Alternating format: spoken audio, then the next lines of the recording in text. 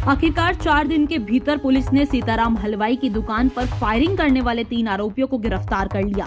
3 आरोपियों ने शराब के नशे में सीताराम हलवाई की दुकान को दहलाने की साजिश रची थी। वारदात को अंजाम देने में कामयाब भी हुए थे, लेकिन पुलिस से ज्यादा दिन छुप नहीं सके।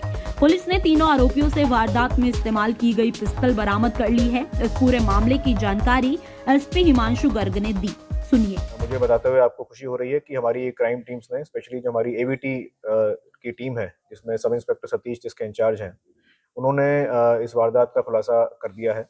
और इस वारदात में जो 3 आरोपी हमने गिरफ्तार किए हैं, जिन्होंने ये घटना को अंजाम दिया था, मैं उनके बारे में डिटेल आपको बता देता हूँ। एक का नाम है नवीन उर्फ भांजा। ये रहने वाला खेड़ी साद का है, लेकिन फिलहाल ये अभी सांपला में रहता है।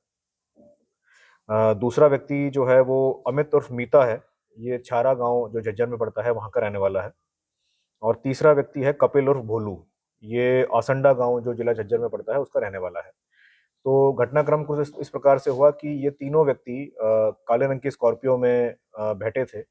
सांपला से ये साथ में बैठ के शराब पी रहे थे। गाड़ी में बैठ के इन्होंने काफ़ी मात्रा में शराब पी और रात में काफ़ी इन्होंने गाड़ी घुमाई है। सांपला से पहले रोहतक आए हैं, रोहतक से फिर ये वापस झज्जर की तरफ गए हैं और फिर काफ़ी ज़्यादा शराब, पूरी रात करीब करीब इन्होंने शराब पी है।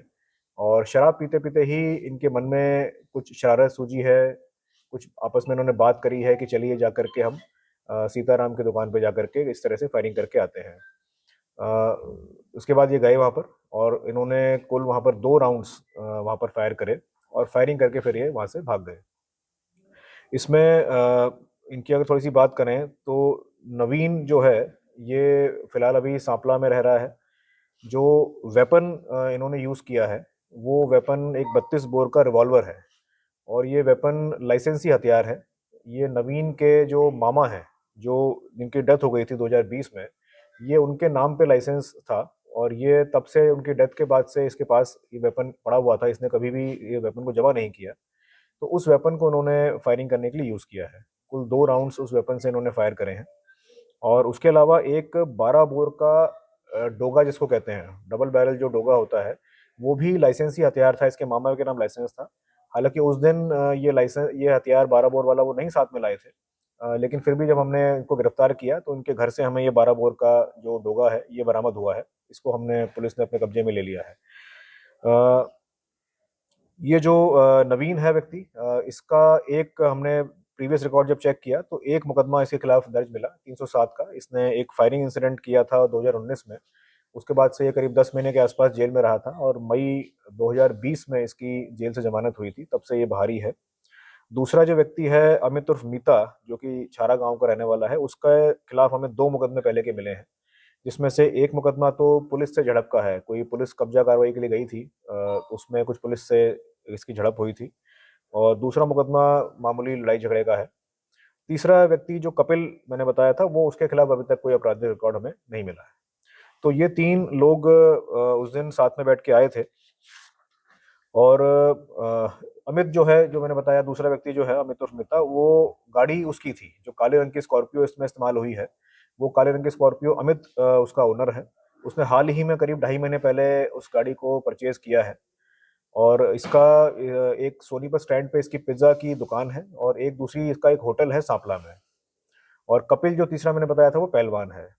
तो ये तीनों ने मिलके वहाँ पर शराब के नशे में ये शरारत इनके मन में आई थी। काफ़ी गहराई में हमने अभी पूछताछ करी है और अभी हम आज इसको माननीय न्यायालय के सामने पेश करके और हम एक रिमांड, पुलिस रिमांड लेने का कोर्ट से आग्रह करेंगे। जो वेपन अभी इन्होंने वारदात में इस्तेमाल किया है उसकी भी हम रिकवरी का प्रयास रिमांड के दौरान करेंगे। तो अभी तक की पूछताछ में कोई हमें इसका, इन लोगों के किसी बड़े गैंग से या कोई और किसी अपराध में संलिप्त होने का कोई सबूत या कोई जानकारी नहीं मिल पाई है। फिर भी अभी कुछ कहना जल्दी होगा क्योंकि अभी हम रिमांड लेंगे और गहराई से पूछताछ भी इसमें की जानी है। लेकिन अभी तक की प्रारंभिक पूछताछ में कोई किसी गैंग से संबंध या जो इन्होंने पर्ची फेंकी थी उसमें 2 अपराधियों का नाम उसमें लिखा था, उनसे कोई संपर्क भी होना इस तरह का कोई अभी तक सामने नहीं आया है। तो अभी तक की जांच तो यही कहती है कि इन्होंने शराब के नशे में आपस में शरारत करने के लिए, और ऐसा भी कुछ नहीं समझ में आया है कि सीताराम हलवाई से इनकी कोई पहले की रंजिश हो या कोई पहले की दुश्मनी हो। ऐसा भी कोई नहीं सामने आया है और इनके खिलाफ पहले कोई एक्सटॉर्शन के या इस तरह के आपराधिक मामले भी कोई दर्ज होते हमें नहीं रिकॉर्ड में मिले हैं। तो अभी तक की जांच तो यही कहती है कि इन्होंने आपस में शराब के नशे में ये शरारत करने के लिए ये चीज़ करी है। तो फिर भी लेकिन अभी आगे और जांच हम करेंगे, रिमांड के दौरान और गहराई से हम पूछताछ करेंगे। इस पूरे प्रकरण में अच्छी बात ये रही कि सांपला कस्बे में काफ़ी बहादुरी लोगों ने दिखाई। मैं जब वहाँ गया भी था अगले दिन, तो किसी प्रकार का भय का माहौल, जैसा कि अपराधी चाहता है कि भय का माहौल क्रिएट हो, वैसा माहौल क्रिएट नहीं हुआ था। अगले दिन फायरिंग के अगले दिन भी दुकान पे ग्राहक आ रहे थे, दुकान चल रही थी और आस-पास की पूरे बाज़ार की दुकानें खुली थीं और पूरा जैसे बाज़ार में चहल-पहल रहती है, वो थी। किसी प्रकार का ऐसा भय का माहौल वहाँ नहीं नज़र आया, लोगों ने काफ़ी बहादुरी दिखाई। तो इससे मुझे पूरा विश्वास है कि जो अपराधियों के जो हौसले हैं, वो पस्त होंगे और लोगों आगे भी इस तरह की जो वारदात कोई करेगा, उनको भी हम सख्ती से निपटेंगे। पुलिस ने आरोपियों को गिरफ्तार कर लिया है और लगातार पूछताछ की जा रही है। बता दें कि गोहाना के मातूराम हलवाई की दुकान के बाद सीताराम हलवाई की दुकान पर स्कॉर्पियो सवार बदमाशों ने ताबड़तोड़ फायरिंग की थी और पर्ची फेंक कर करोड़ों रुपए की रंगदारी की मांग की थी। लेकिन अब पुलिस ने 4 दिन के भीतर कार्रवाई करते हुए 3 आरोपियों को गिरफ्तार कर लिया है। रोहतक से दीपक भारद्वाज, पंजाब केसरी टीवी। हमसे जुड़े रहने के लिए हमारे YouTube चैनल को सब्सक्राइब करें और नई वीडियो की नोटिफिकेशन के लिए बेल आइकॉन को दबाएं। अगर आप ये वीडियो Facebook पर देख रहे हैं तो लाइक जरूर करें और ज्यादा से ज्यादा शेयर करें। धन्यवाद।